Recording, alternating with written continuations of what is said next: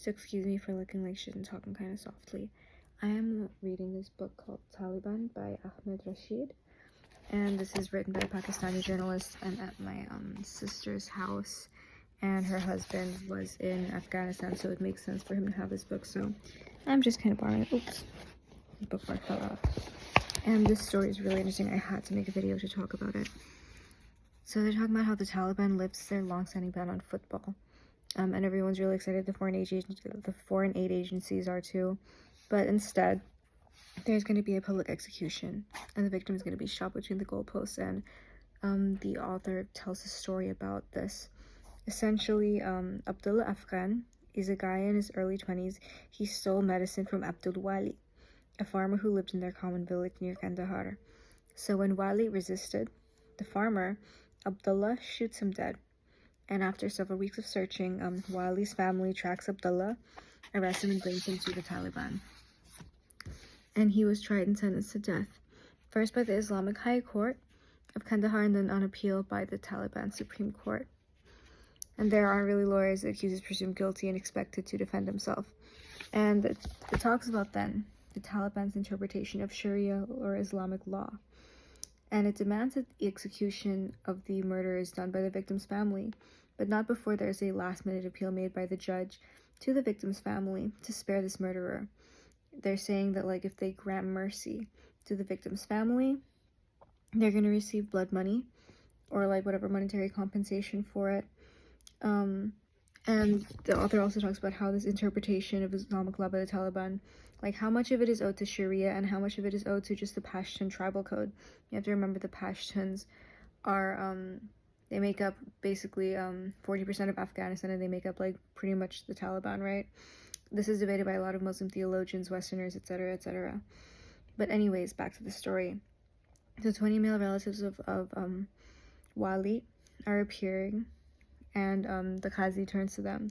So the Qazi raises his arms to the sky, and he appeals to them to spare the life of Abdullah in exchange for blood money.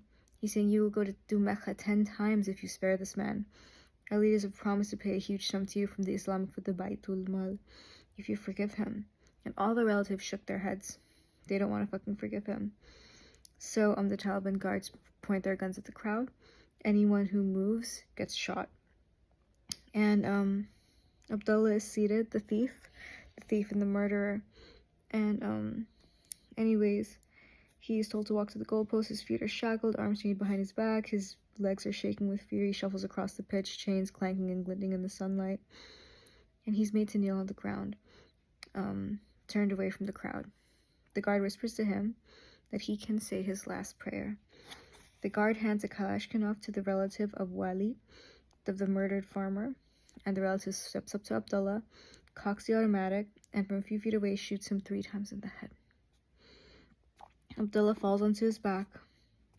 The executioner moves alongside his twitching body, and at point-blank range pumps 3 more bullets into his chest. So his body is then thrown into the back of the pickup truck, driven away, and the crowd silently disperses. And my own little commentary on this is, I didn't really know much about the Taliban. This is why I want to read this book, but I think it's very interesting that they were given the option to spare his life. Does this make them good people? Obviously not. But I don't usually read that, right? I don't usually read any appeals for mercy in relation to the Taliban. And I think that Western sources, it really, it's kind of unfair. I think that every story needs to be told, every side of the story, and this doesn't make me sympathetic towards the Taliban, no. But it's just quite interesting that I never read about this until I'm reading this book now, so I'm excited to read more of it. Probably gonna read for like 25 minutes and then call it a day. But I just had to talk about that because I thought that that was really interesting, that there was an appeal for mercy before they sentenced him to death. My lipstick is gone, so this look would be much better with the lipstick I have. It's in my car. I got a new one from Walgreens. I think it's like Rimmel. But yeah, this is the makeup I did. Kind of like 2000 Asian inspired.